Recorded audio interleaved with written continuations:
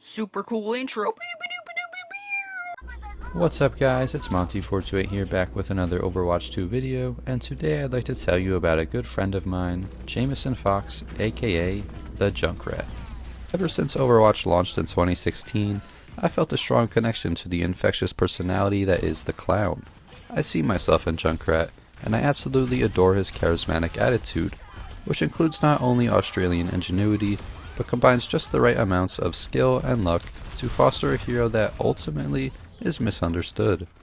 You see, Junkrat is primarily hated by the Overwatch community. While there is tons of gay fan art of him, there is a severe lack of inclusion for him in straight porn. While most of the community hates Junkrat because they died to him spamming volleys of frag grenades down rigid pathways, concluding that he takes zero skill to play, I would like to counter that by saying you are terrible at the game, and you have only witnessed about 20% of his true capabilities. It is possible that your team got deleted by his ultimate, the Riptire, which in that case, have you ever heard of a Diva Bomb? Try spreading out next time.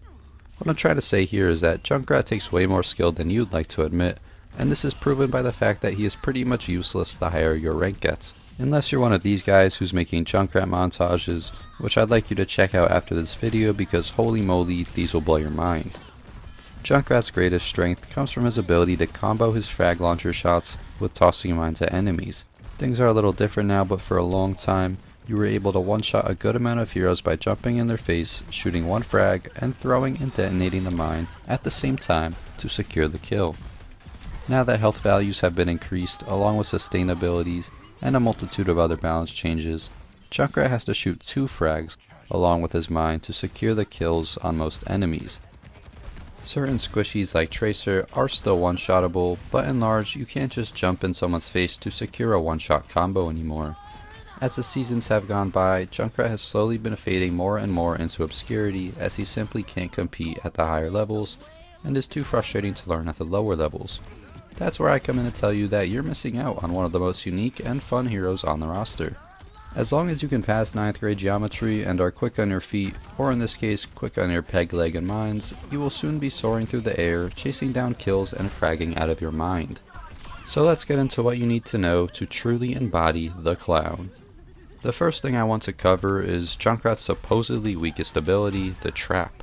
Most people like to throw his trap behind their supports while sandwiching between the rest of their squad to volley shots down the road, thinking that this is a suitable flank watch and will stop those pesky Sombras and Tracers from sneaking up to the backline. This is wrong. You're getting nothing out of this except that single time it worked 100 hours of Junkrat gameplay ago. You need to be proactive with your traps, throwing them down as soon as your team is entering an engagement. Junkrat's trap is unbelievably undervalued when it comes to being used offensively, that most players won't even notice that you threw the trap as they're going to assume it was a mine, and or they're going to be too distracted from the fighting to realize where you threw it. Adding in the fact that the trap activates pretty much as soon as it hits the ground. Even if they do see it, it's probably going to be too late for them to deal with it as their foot is already going to be stuck. The trap is going to be best used against tanks, providing a 2.5 second window to mow them down as a team, or lay into them with your own frags plus mine combo to leave them dead at best or crippled and scared for their lives at the least. The trap's cooldown isn't that bad either, and typically if the trap is destroyed, you're going to be able to throw a new one out and catch the enemy by surprise. When you start using your traps as tank catchers and not just flank watch, you're going to be delighted to see how easy it is to stop the enemy team from making any progress at all. That doesn't mean you can't use traps as flank watch. Just try to be more conscious about where you're placing them. Leave your traps in spots where you can capitalize on them. As you mine out of a power position, leave a trap behind to catch an enemy that is taking that spot from you. When it's coming down to the wire on the payload, leave a trap alongside it to catch those hamsters, Moiras, and Lucios that love to contest by running in circles. Trust me, the trap is phenomenal for engaging and disengaging, not just so you can sit in one spot and spam shots. That leads me to my next piece of advice: stop standing still. Junkrat may be similar to a tennis ball launcher, but the difference is he isn't stuck in place. His mines allow him to reposition with ease, and that's where geometry comes into play. You won't get better at Junkrat if you can't learn how to properly shoot his frags, and you can get a head start on that by first learning how to move around with his mines. If you have ever played with a Junkrat before, you've seen them leave spawn by launching themselves into the air and then once more with the second mine.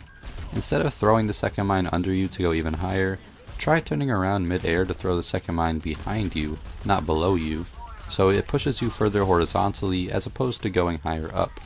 In general, pay attention to how high you go with a single mine and with 2 mines. You can even use 3 mines if you leave the first one on the floor and then wait for them both to regenerate, but I never do that. See what perches you can land on, what walls you can hop over, and how fast you can disengage from fights, etc.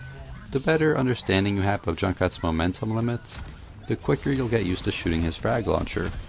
You will be shooting a lot while in the air. You will be shooting from above, from below, at walls, off of ceilings. There are so many trajectories to learn and many obstacles in the terrain itself to become accustomed to. You need to remember that Junkrat shoots projectiles, which are affected by gravity. This isn't like Ashe and Widow where you can aim at someone's head and take it right off. You have to account for timing, distance, corners, zigzagging movement, ammo capacity. It's all so overwhelming when again, you could just pick Ashe and shoot people's heads instantly. However, that is what makes Junkrat a fun character to improve with.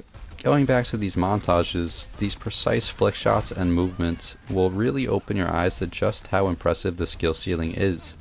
To get better with shooting, I recommend trying different firing modes and even different sensitivities. By that I mean don't just hold down the shoot button, tap it one by one, get into the rhythm of the shots and get a feel for the timing. You only get 5 shots, and although you shoot them relatively slow like a shotgun, it's easy to lose track of your ammo count when going for combos. Trigger discipline and the swiftness of your aim goes a long way to maximizing the value of each and every shot. Also, when you go for a quick reposition or you throw a mine under your feet and instantly blow it up, maybe take that time in air to get a reload in, unless you're confident you can land those last 1 or 2 shots from mid-air. But don't forget, the frags also blow up even if they don't directly hit someone, which means even when you're missing, you might still be hitting, and bank shotting the frags most certainly has its moments. Ultimately, there is a big learning curve to getting good at shooting, and the more time you put in, the more satisfying your shots are going to be. I will agree that because you can spam these exploding balls down the choke, getting value out of Junkrat is much easier than some of the other heroes, which is why he can't be buffed and needs to stay as more of a niche pick, but you can't rely on that part of his gameplay loop to win you games. If the enemies get past the choke, then what? You need to have mastery over the frag launcher to actually play the rest of the game as Junkrat and not just switch right after the enemies cap the payload. Before moving on to the next segment, I would like to add that you can practice shooting by going to maps like Numbani and simply going down the street shooting at signs. This genuinely helps you learn the extent that distance and gravity have on your shots. Next up, the mines. I don't think there's much more to advise or teach about them. You get them every 7 seconds, which isn't bad, but don't be too eager to throw them out. You mostly want to combo them with your shots, but they're still great to throw into a dense area of enemies to scatter their defenses. These mines have a good amount of knockback on them, which is good for disruption.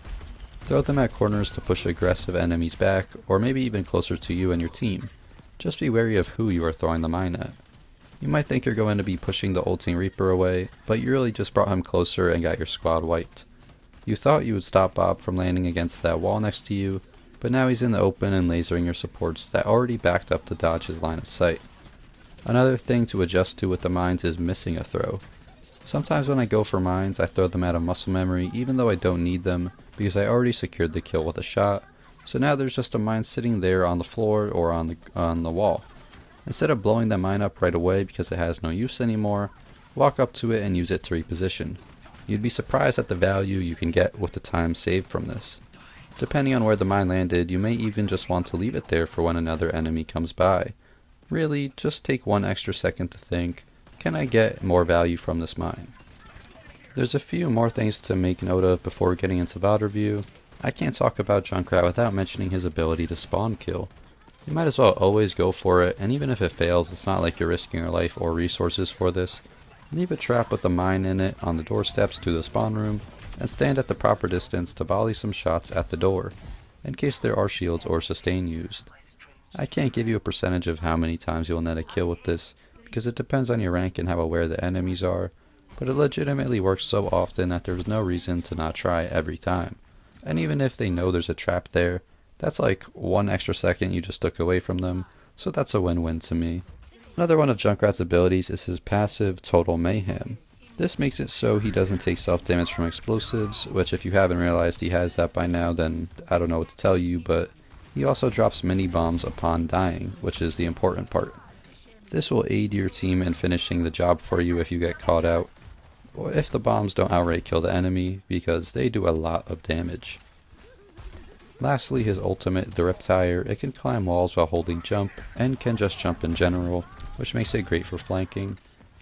Don't try to drive the tire straight at enemies, as I will be shot out. Instead, wait for your team to engage a couple enemies, and while they're distracted, hit them with the flank. Or be more aggressive by ripping the tire around a corner and blowing it up real quick. Most importantly, don't think of the tire as a team wiper. It isn't going to get 5 kills every time, and you shouldn't want it to. While the tire is great for comboing with ults like Zarya and Sigma's grab attacks, Sombra's EMP, Mei's Snowstorm, anything that hinders or locks enemies in place essentially, you can't rely on comboing ults all the time. I like to be more aggressive with my tires by using them to simply kill 1 or 2 enemies right off the rip. In the 5v5 format, DPS ults feel more valuable to me when they're used either after a distraction is caused or right at the start of a fight. So use Riptire to get a kill on another DPS player or a support player, and now you're set up to wipe the rest of the team. You don't want to use the tire to go after tanks most of the time because they'll have too much HP and they're not going to get killed by it. But taking out that one player who is keeping the tank alive will make it so now you have the advantage. You get tired decently fast if you're landing combos and traps consistently, so don't feel like you have to save tire for that hero play where you're getting a squad wipe. It only happens like once every 100 tires anyways. Keep in mind that you have 10 whole seconds to blow the Riptire up, so usually a Lucio or a Zenyatta are going to ult out of fear after hearing. So then you can actually just hold your tire against a wall and wait for those ults to wear off, and now you've wasted their ults and you're going to secure a free kill. Now that I've explained all of this theory, let's put it into practice by doing some VOD review.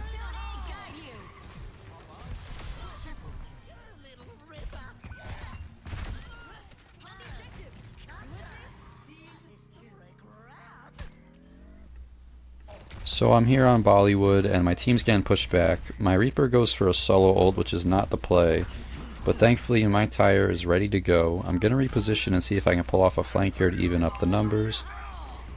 You could hear the Lucio beat goes off out of fear, but that's alright, that's just going to waste his ult because I'm going to chase him down and get him anyways. With one less support, that allows me and my tank to push up on their tank and get a nice combo frag.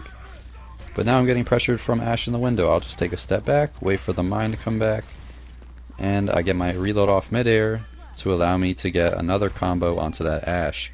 Trying to keep this momentum going. I land the first hit onto Ana, but not the second one, so even though I hit the mine, it's not going to finish her. Over here on Coliseum, it's a Junkrat versus Venture matchup, and they sort of counter each other, so it's an interesting one.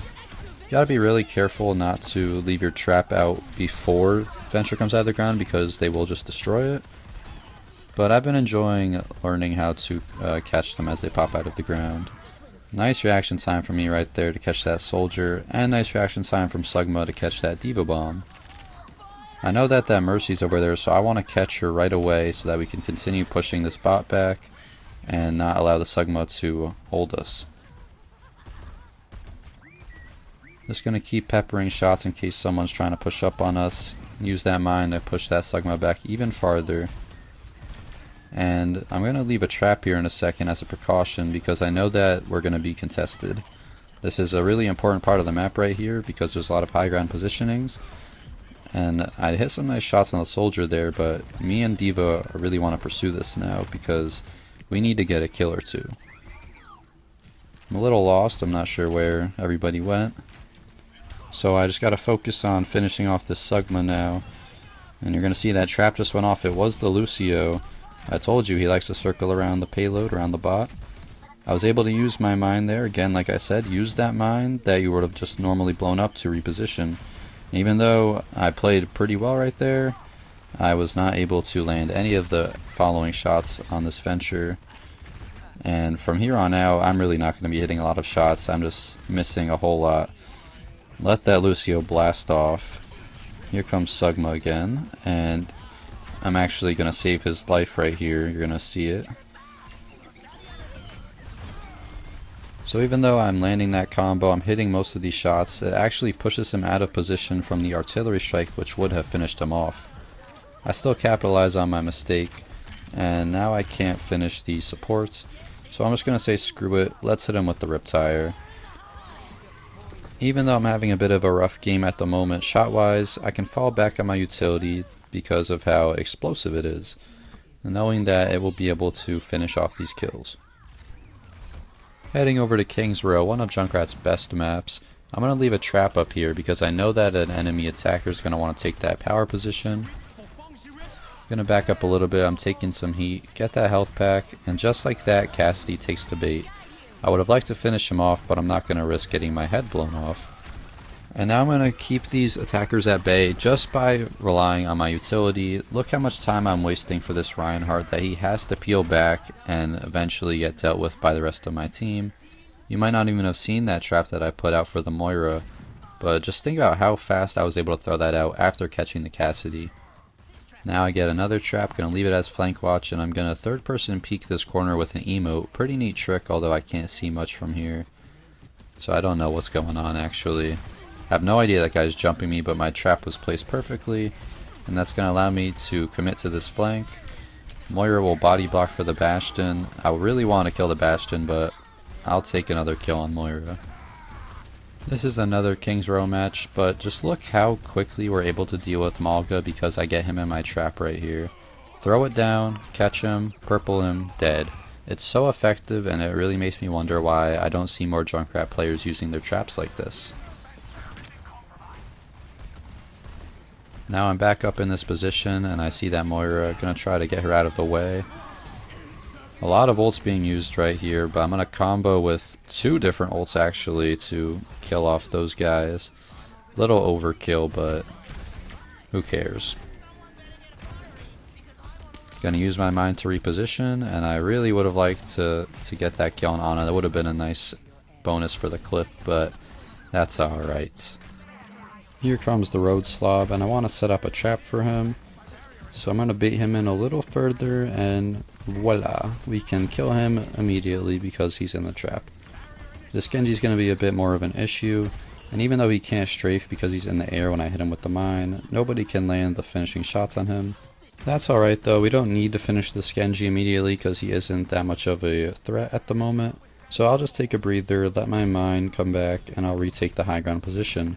I noticed that they're all kind of huddled up down here, so I might as well just spam some shots down, secure a freebie, leave the trap for Roadhog, which he once again steps in, and I'm getting ambitious. I tried to finish him off, but like I mentioned before, it's kind of hard to finish a tank with just the tire. Going off of what just happened with Genji, you're going to see it again here with Moira. The mine pushes her up in the air, and it allows me to finish her off without her getting away.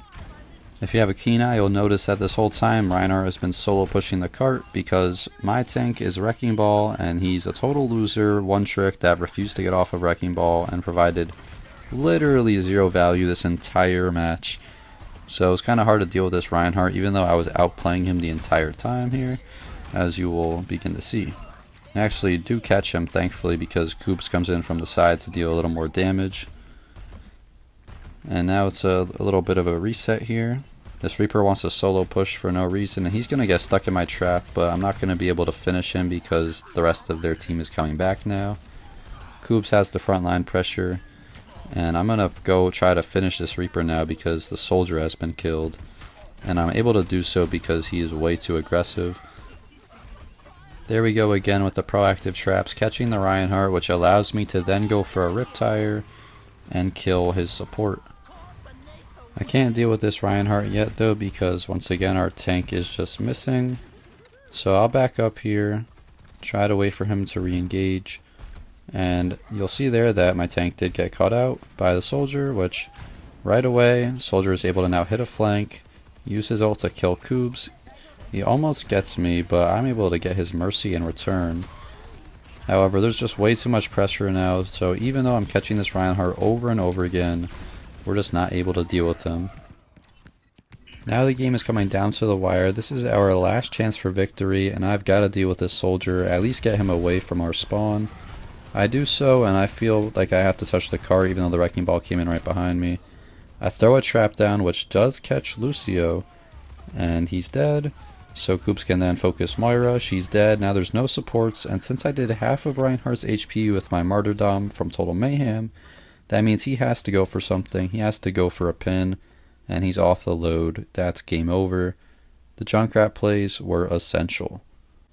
That's going to wrap up today's VOD review. I hope you were able to learn something from my gameplay and my approaches to Junkrat so that you can maximize your value with each part of Junkrat's kit. Please be sure to like and subscribe if you enjoyed the video, and leave your thoughts on it down in the comments below. I hope you have a great rest of your day, and I'll see you all later. Peace.